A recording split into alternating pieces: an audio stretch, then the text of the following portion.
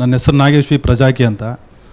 ಸ್ವಾಮಿ, election ಟೈಮಲ್ಲಿ ನಾವೆಲ್ಲರೂ ತುಂಬ ಉತ್ಸಾಹದಿಂದ ನಮ್ಮ ದೇಹದಲ್ಲಿ ಆತ್ಮ ಉತ್ಸಾಹದಿಂದ ಹೋಗಿ ಎಲೆಕ್ಷನಲ್ಲಿ ವೋಟ್ ಮಾಡ್ತೀವಿ.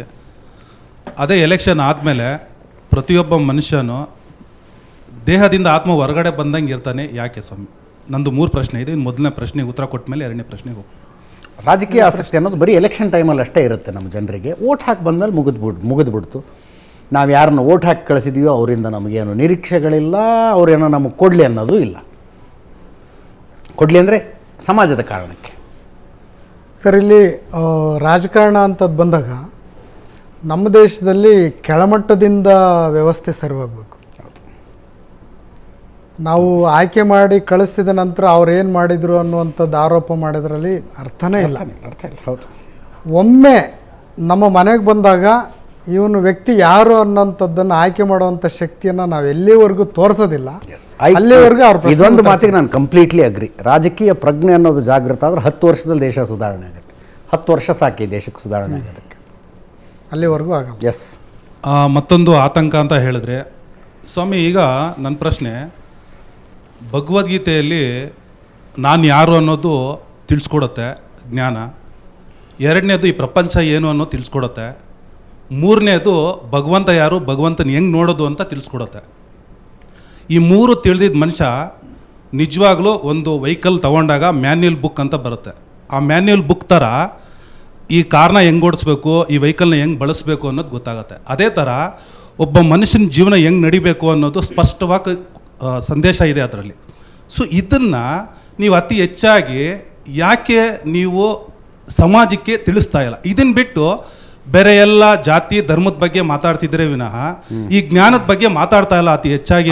ಕರೆಕ್ಟ್, ನೀವು ಹೇಳೋದು ನಾನು ಒಪ್ಕೊಳ್ತೀನಿ. ಅದನ್ನು ಸ್ಕೂಲ್ ಮಕ್ಕಳು ಓದ್ಕೊಂಡು ಬೆಳಿಬೇಕು ಭಗವದ್ಗೀತೆನ. ಬಟ್ ಸ್ಕೂಲ್ ಮಕ್ಕಳಿಗೆ ಕೊಡಕ್ಕೆ ಹೋಗ್ಬಿಟ್ರೆ ಕೋಮುವಾದ ಅಂದ್ಬಿಡ್ತಾರೆ.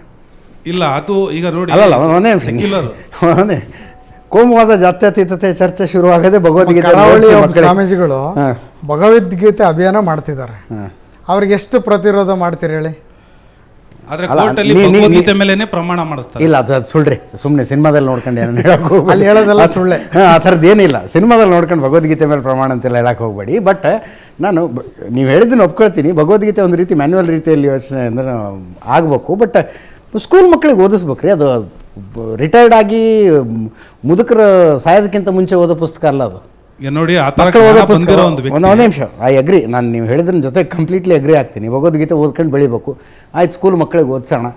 ಎಷ್ಟು ಸರ್ಕಾರಗಳು ಓಕೆ ಅಂತವೆ, ಎಷ್ಟು ಪಕ್ಷಗಳು ಓಕೆ ಅಂತವೆ, ಎಷ್ಟು ಸಂಘಟನೆಗಳು ಓಕೆ ಅಂತವೆ ಮಕ್ಕಳ ಭಗವದ್ಗೀತೆ ಓದೋದಕ್ಕೆ. ಸರ್, ಇಲ್ಲಿ ಜ್ಞಾನ ಇಂಪಾರ್ಟೆಂಟ್ ಆಗುತ್ತೆ ಹೊರತು ಯಾವುದೋ ಒಂದು ಧರ್ಮ ಹೇಳಿದ ಗ್ರಂಥನೇ ಇಂಪಾರ್ಟೆಂಟು ಅನ್ನೋದು ನನ್ನದು ಪ್ರಶ್ನೆ ಅಲ್ಲ. ಬಟ್ ನಾನು ಹೇಳೋದು ಇಷ್ಟೇನೆ, ಸಿಂಪಲ್. ಎಲ್ಲ ಮಠಾಧೀಶರು ಅತಿ ಹೆಚ್ಚಾಗಿ ಜ್ಞಾನ ಕೊಡೋದ್ರಲ್ಲಿ ಇರಬೇಕೇ ವಿನಃ ತುಂಬ ಆತಂಕ ಸೃಷ್ಟಿ ಮಾಡೋ ಅಂತ ಒಂದು ಹೇಳಿಕೆ ಇರಬಾರ್ದು ಅನ್ನೋದು ನನ್ನ ಒಂದು ಅಭಿಪ್ರಾಯ. ನೀವು ಬರೀ ಮಠಾಧೀಶರಿಗೆ ಯಾಕೆ ಹೇಳ್ತೀರಿ? ಅಲ್ಲ, ಪ್ರತಿಯೊಬ್ಬರಿಗೂ ಯಾವುದೇ ಧರ್ಮದ ಒಬ್ಬ ಉನ್ನತ ವ್ಯಕ್ತಿ ಆಗಿರಲಿ ಅಥವಾ ಒಬ್ಬ ಮೌಲ್ವಿ ಆಗಿರಲಿ, ಹೌದು, ಒಬ್ಬ ಮೌಲ್ವಿ ಆಗಿರಲಿ, ಒಬ್ಬ ಕ್ರಿಶ್ಚಿಯನ್ ಮಿಷನರಿ ಫಾದರ್ ಆಗಿರಲಿ, ಒಬ್ಬ ಮಠಾಧೀಶರ ಸ್ವಾಮೀಜಿ ಆಗಿರಲಿ, ಪ್ರತಿಯೊಬ್ಬರೂ ನಮ್ಮ ಪ್ರಜೆಗಳಿಗೆ ಒಳ್ಳೆ ದಾರಿಯಲ್ಲಿ ನಡೆಯೋ ಥರ ಒಂದು ಹೇಳಿಕೆಗಳು ಇರಬೇಕೇ ವಿನಃ ಈ ಥರ ಆತಂಕ ಸೃಷ್ಟಿ ಮಾಡೋ ಅಂಥ ಯಾವುದೇ ಫಾದರ್ ಆಗಿರ್ಬೋದು, ಯಾವುದೇ ಒಬ್ಬ ಮೌಲ್ವಿ ಆಗಿರ್ಬೋದು, ಯಾವುದೇ ಒಬ್ಬ ಮಠಾಧೀಶರಾಗಿರ್ಬಾರ್ದು, ಇರಬಾರ್ದು ಅನ್ನೋದು ನನ್ನ ಉದ್ದೇಶ. ಇದಕ್ಕೆ ತಮ್ಮ ಅಭಿಪ್ರಾಯ? ನಾನು ನೀವು ಹೇಳಿದ್ದಕ್ಕೆ ಸಹಮತಿ ವ್ಯಕ್ತಪಡಿಸ್ತೀನಿ.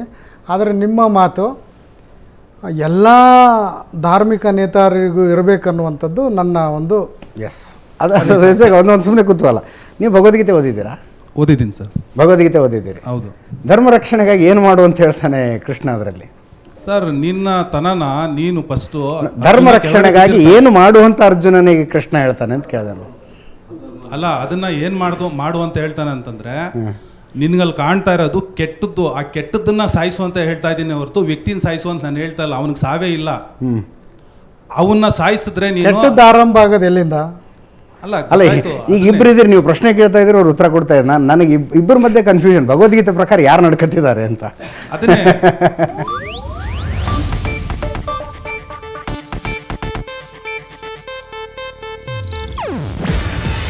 ಇದು ಏಷ್ಯಾನೆಟ್ ನ್ಯೂಸ್ ನೆಟ್ವರ್ಕ್ ಪ್ರಸ್ತುತಿ.